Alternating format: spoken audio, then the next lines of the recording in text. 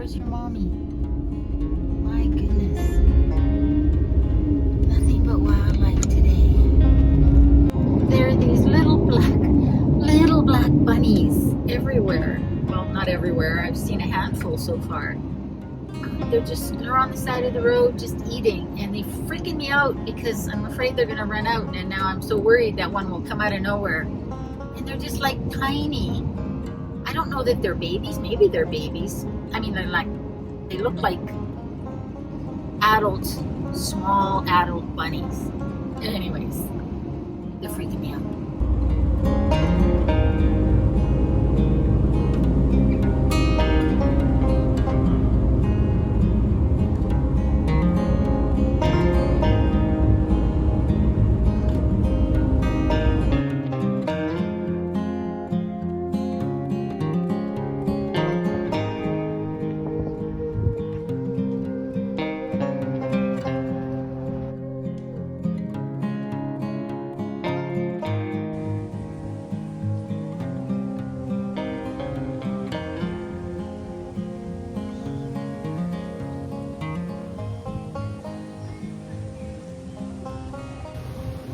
Hey everyone, welcome back to the channel, and if you're new, welcome.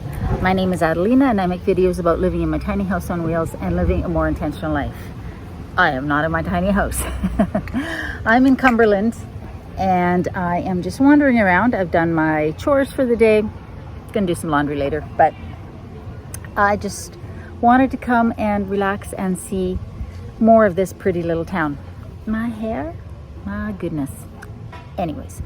Last week I went over my number one tip, trick, hack to help you find good parking for your tiny house. And I promised that this week I would go over how I went about using that and other techniques to find my parking spaces, options. And so that's what this video is about, and I hope you'll find it useful. I realize I should have brought a tripod. Anyways, I hope you can hear me okay. So, as I said before and in last week, one of my big tips is using that flyer is a great way to set yourself apart from all of the other people that are looking for parking spots for their tiny houses, for their RVs, things like that. What I think is important is that you know where you want to be. And then what you do is, or what I did, I'll just do it that way. What I did was, I knew I wanted to be on Vancouver Island. I knew roughly the area I wanted to be, and so I started by finding the Facebook community groups for each of the communities around that area. Now, the bigger your area, the bigger you make your area, your search area, obviously the more options you'll have. But what you'll find is that there will be multiple Facebook groups for each of those communities and then the surrounding areas. So the counties, the towns, the municipalities, that sort of thing. And what you do is you join them. And if they ask, do you live there now? Just answer it honestly. Say, no, but I'll be moving in 6 months or whatever, because that's what your goal is. Join those groups. And then what you want to do is introduce yourself on the group and put your flyer out. And some groups might not allow that sort of things, but most groups will, because you're not selling anything other than yourself. And some groups will allow that sort of thing just maybe once a week or once a month, that sort of thing. But what you want to do is find as many groups as you can, community groups and special interest groups. So if you're interested in, if you would really love to be on a farm, a working farm, because that's something that you're really interested in, a homestead, you're interested in homesteading, that sort of thing, then join those groups and be respectful of how you come at it. So if it's a homesteading group, you don't want to just put your flyer on there, right? They'll take it down. But what you want to do is introduce yourself and sort of let the group know, that community know that you want to move on, you want to live on in that area, that you've got a tiny house on wheels that you're having built or that you already live in, and that you're looking to park on a farm or a homestead, so that you can experience that lifestyle or learn more about that lifestyle. If it's a working farm, you can sort of group. You can put on there that you'd love to learn more about farming or homesteading, and you're willing to put in, work on the farm or the homestead in exchange for a portion, at least, of the rent if they'll allow your tiny house. That sort of thing. The more you put it out on those groups, the more connections you'll make. And what will happen is people will forward your post to somebody else who they know has a farm or a piece of land that would be that they'd welcome a tiny house on, or an RV, or that they'll say, I do, or I'm interested in that, or they'll say good luck, but they'll keep you in mind. And I think that's the important thing, is to join those groups and put yourself out there for everybody to sort of see in the Facebook world. And I do think Facebook is the best option as of the date that I'm filming this. That's what I did. I joined all of the community Facebook groups and sort of introduced myself and put my flyer up there as part of my introduction. So we'll say the first tip is to do the flyer. That's number one. Number two is to join the community Facebook groups in the area or areas that you're interested in living. Number three is to join all of the tiny house Facebook groups in the area, province, state that you live in or are wanting to move to.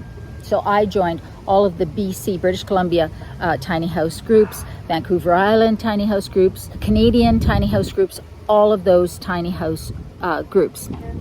They all have Facebook pages. You're already going into a warm audience because all of those people that are part of those groups are tiny house people, and they will welcome you to join. They will also welcome you putting your flyer out there or the description of what you're looking for.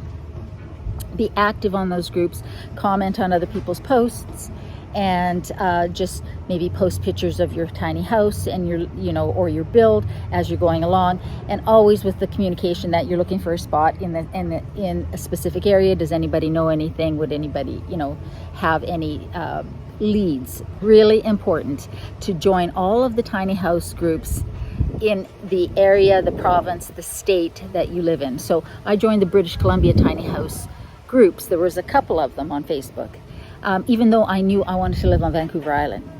But I joined the provincial groups because that way I was getting it out to more people and communicating with more people. Tip number 4, be flexible.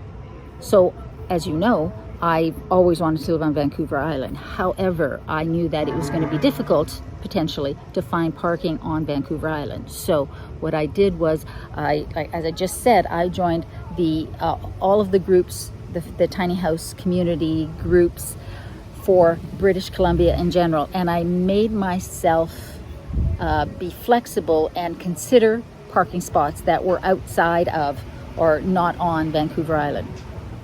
Why? Because I think the smaller the area, the less options you're going to find, and the more frustrated you're going to get if you don't find a parking spot. So if I was in Alberta, and I figured if I could only find a parking spot on the mainland of British Columbia, at least I was over the Rocky Mountains and in British Columbia. And so that was my first step. And then I figured after a couple of years, I would then move to Vancouver Island. I didn't have to do that, but I was willing to do that. And I think that that's really important, to be flexible in the area that you're looking for, and also in the type of parking you're looking for. I really was not that interested in living in an RV park. However, I did consider those options, those parking spots, because again, as you know, if you're wanting to move into this lifestyle, or you're already in it and trying to find a spot for your tiny house, there's a limited number of options for parking, especially legally. And so RV parks and mobile home parks are really great options for a legal parking spot that will give you at least the peace of mind of knowing that you're not going to get moved along or asked to move like I just did. And when I was in Calgary in Alberta, I was in a mobile home park and I thought it was just fine. But was that my first choice? No. But again, be flexible, because if once you're there, then it gives you the time to look for other options without having to feel rushed, because usually you've built your tiny house and now you're going to get it delivered and you need some place to put it and start living in it. Be flexible, cast a wide net, and think about it in stages. So maybe you have to get to your perfect parking spot in a couple of stages, and be okay with that, because life will be a lot less stressful if you do that. 5. I think we're on 5. We're on 5. If we're not, then 6. But I think we're on 5. Look for other ways to advertise yourself. I think it is a great idea if you have a very specific area that you're interested in, a town, a county, a municipality that you're interested in, that has a local online newsletter, something like that. Advertise. You've done your flyer, so let's put it to use. Invest a couple $100 or whatever it's going to take to advertise. Put your flyer there and see what happens, because what you're wanting to do is get yourself out there and put yourself in the minds of people who have property and might not have considered having a tiny house on there. But if you can make them curious and put in their minds that, oh, I have this property, I could earn some rental income from it, then you're going to find yourself, ooh, it's windy, you're going to find yourself with more options. Again, because you've already done this beautiful flyer that's very eye-catching, you're going to stick in people's minds. And so I think that is really important, is to look for other ways to advertise. Put it in a community newsletter, print them out, put them in your local library, on the bulletin boards, the grocery store, any of the areas around where you want to find parking. Post them.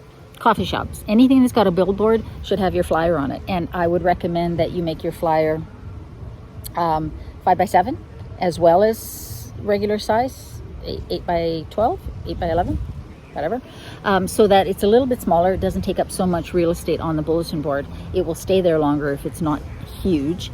And then make sure it's in color, again, well worth the money, and put it around.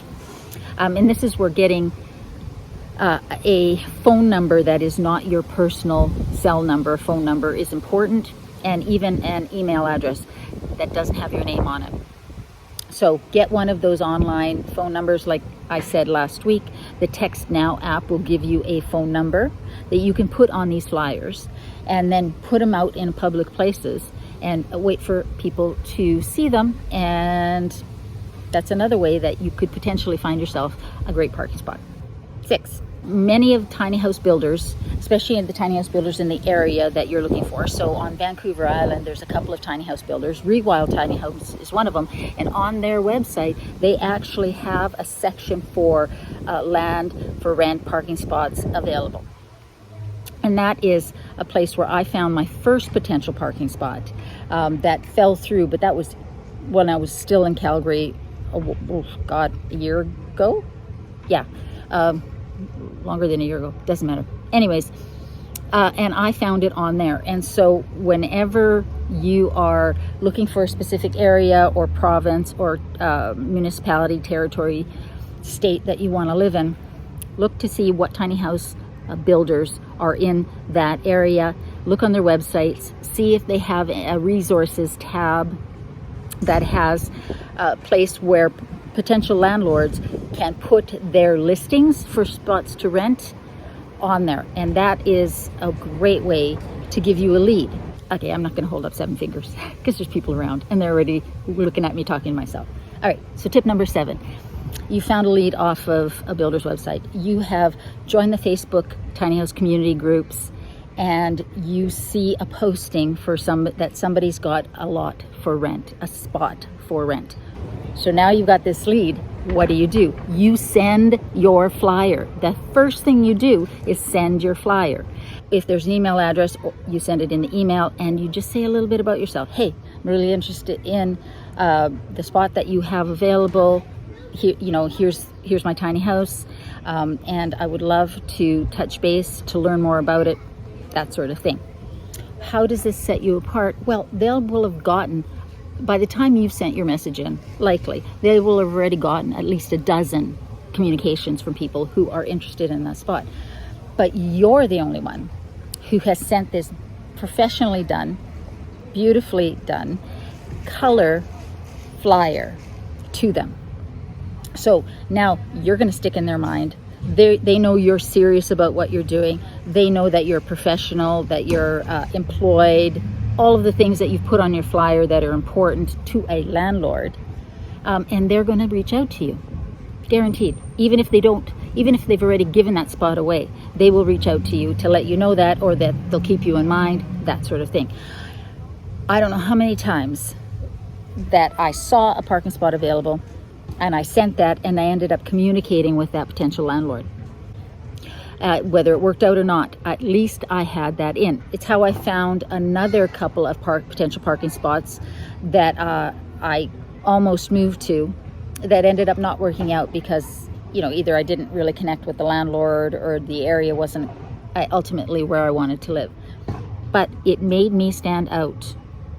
And the spot that I was in just outside of Duncan near Chemainus before I had to move to Comox Valley, that's how I found it. They had put a post on Facebook group, and I reached out right away with my flyer. We started communicating, and that's how I ended up being their tenant. And I would still be there if I hadn't had to move because a neighbor complained. Another story. You'll see the video. I'll link it down below. That's why it's so important to have something like that flyer that you can send, because you have now stood out far and above anybody else that has communicated with that potential landlord for that parking spot. 8, I would recommend that if you have your tiny house already built, you have a video tour of the tiny house. It doesn't have to be professionally done. The video tour that I had done of my tiny house, my son actually filmed. He used to love the, film course or whatever in high school, and he did a fantastic job. I edited it and put it together. But you can film it on your phone. All of my filming is done on my iPhone. And then if you have a Mac, you can use iMovie. It's free. It's the default program on there. If you have a PC, I'm not sure what program it is, but I'm sure you can download a free program to edit your video in. I would say don't make it too long. I think mine is a little longer, but it was for my YouTube channel. But just have a video where you are giving a tour of your house. Make sure you do it in landscape format versus portrait format. And make sure that whoever's filming you is standing back far enough so that they can see you and the area that you're showing off. If you have to do it without somebody else, set up a tripod and do it in stages. And I would recommend that you do it in stages anyways. It's easier to edit together. But do a video tour of around the house, on the outside, and also on the inside. Why is this important?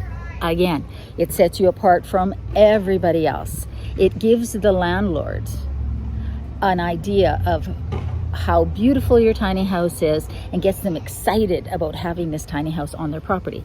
Nobody wants to have some old, dilapidated, unsafely built tiny house or RV on their property. If you've done a nice tour of your tiny house as a video and you send it to them, then they already know. So my landlords were super excited about having my tiny house, having serendipity on their property, because they saw her.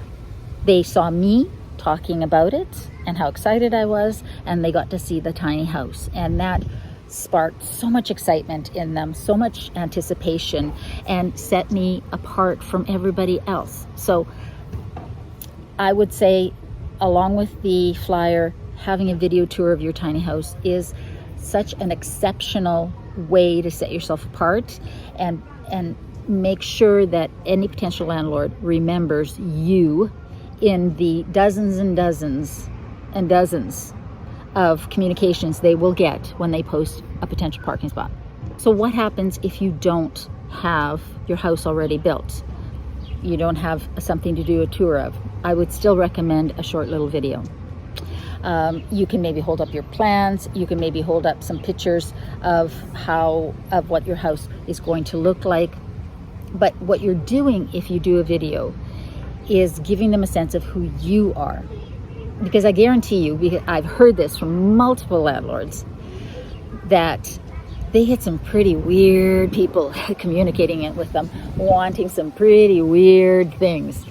And so they're always going to be just a little hesitant about who they're talking to and who they're allowing on their property.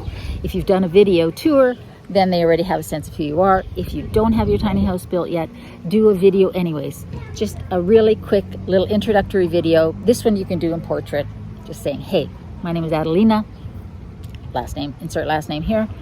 I am super interested in parking my tiny house, my future tiny house on your property. Give a little explanation about the stage of the house, like it's being built right now, it'll be done at this time, and the dimensions of the house are really important to put in there. And then just a little bit about yourself. What you're doing is, again, setting yourself apart and getting them excited about having you as a neighbor. Because keep in mind, what they're doing is finding a neighbor, not just a tenant. And so you want to be the neighbor that they are looking forward to having. 9, and this may be the final one. I think this might be the final one. We'll see. You want to meet these people in person, and you want to see the spot in person before you make a decision, before you make any kind of a commitment, before you send a deposit. Absolutely. Very important. So I did that with every spot that I was literally considering putting a deposit down and making that agreement with. I flew down to Vancouver Island, rented a car, and went and saw the spots and went and met these potential landlords. Again, super important, because anybody can pretend to be anything online. And you don't want to show up somewhere and find out that not only is the spot not what you expected, the person you were talking to doesn't even own the property. So you want to show up, you want to get a sense of them, you want to walk around the spot, and definitely take pictures and videos of the spot. And then you want to make that agreement before you send a deposit. Do not give your deposit in cash. Make sure you send it via e-transfer, so you have a record of it going and them having received it. And that will be something that will give you a lot of peace of mind. I think that's it. I don't think there's a number 10. Oh, okay, number 10. When you do find a parking spot, make sure that you are getting some sort of agreement in writing. My current parking spot, the property is zoned as a year-round RV park campground. There is a little area set aside as a tiny house community, and it's legal. Well, he doesn't do contracts per se. And for me, that was really important that I have something in writing. So what I did was I sent him an email saying, I'd just like to be clear about what our agreement is here. And so in my email, I said, here's the tenant's responsibilities, keep things clean, quiet, make sure the house is maintained, yada, yada, yada. And here are the landlord's responsibility. Make sure that there's, in this case, the sewer and well water and electricity, that the tenant gets billed for, that the snow is cleared in the winter, that sort of thing. And I sent that to him, and he replied back saying, hey, that's great, I've just edited it. He added a couple things of what he would do, and some this area of what the tenant's responsibilities was, like I take my garbage to the dump.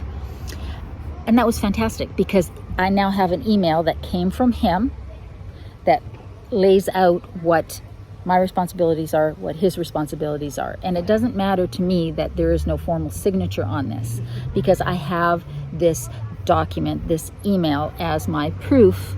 Not that I anticipate things going wrong, but I think that it's just important to have something that's not just a verbal agreement. In previous places, including my previous spot here on the island, I actually had a formal agreement, and what we used was the mobile home tenancy agreement for British Columbia. There's probably one in your area, and we just edited it to apply to the tiny house, and then we both signed and initialed every page.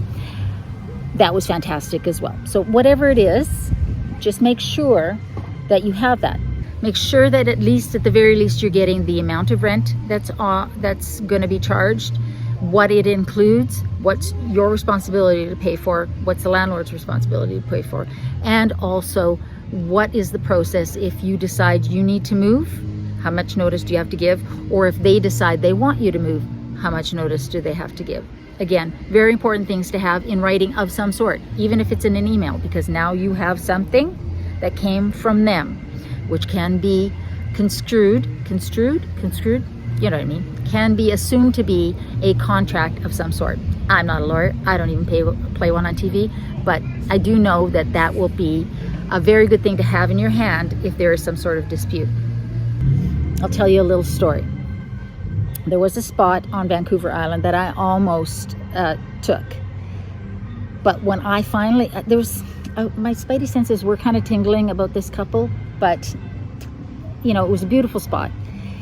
When I got the agreement from them, it was fascinating. It was 3 pages of everything that was the tenant's responsibilities and nothing in there about what the landlord's responsibilities were. And the tenant's responsibilities were way out there. Like, I couldn't have somebody come and stay for more than 2 weeks at a time. Total in a year. Total. I couldn't. Nobody could smoke inside my home or on my front step. Nobody could. Marijuana was not allowed. Now, keep in mind, I don't smoke pot, but it's legal here in British Columbia. So again, even in my tiny house, you couldn't smoke pot. I had to clear all of my own snow, including the driveway. How am I going to do that? And the big one for me was I had to pay in cash, not e-transfer. I had to manually get cash out of the bank every month and drive it down to their house and drop it off. And they weren't going to give me a receipt for that. So what I had was no proof that I had paid my rent. Because if you e-transfer, there's a trail of that. And what if I'm out of town? What if they're out of town? I'm not gonna leave, or away out of the house when I come down there. I'm not gonna leave an envelope with cash just sitting there. It was just weird, and so I turned that spot down. But if I hadn't had that agreement to look at, I would not have known that until it was too late, until I had spent the money and the time to get my tiny house there. Okay, so that's it. 10 things. Those are things that I did.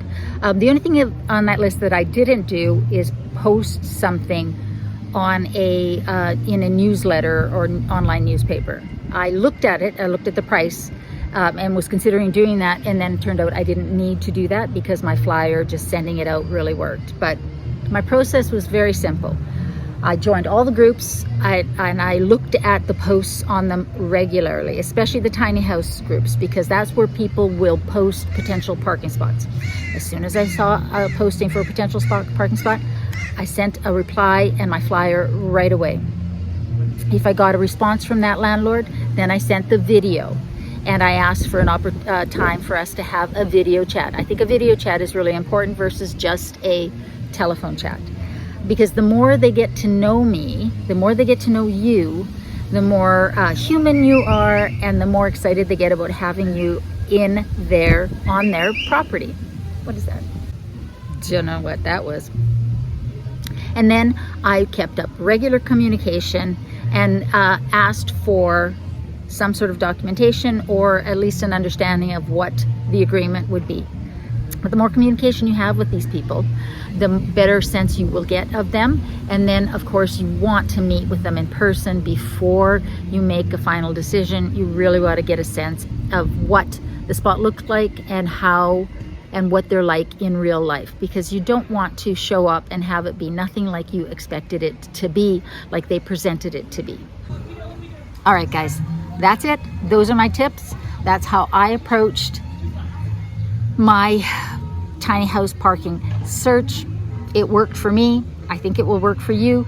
You might do things slightly differently, or you might do something, you might think that none of those strategies will work for you. Again, this is what has worked for me, both when I was finding my parking spot in Calgary and the 2 parking spots that I have actually been on Vancouver Island, but I had multiple options.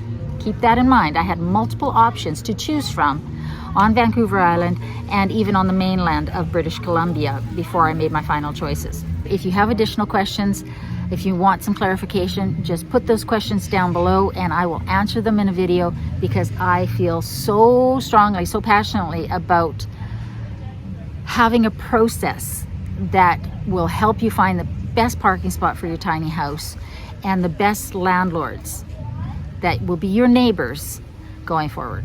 Anyways, guys, I hope you guys are doing well. I hope you're staying safe. Remember, in a world where you can be anything, be kind, because this world needs more kindness. I love you, and I will see you next time.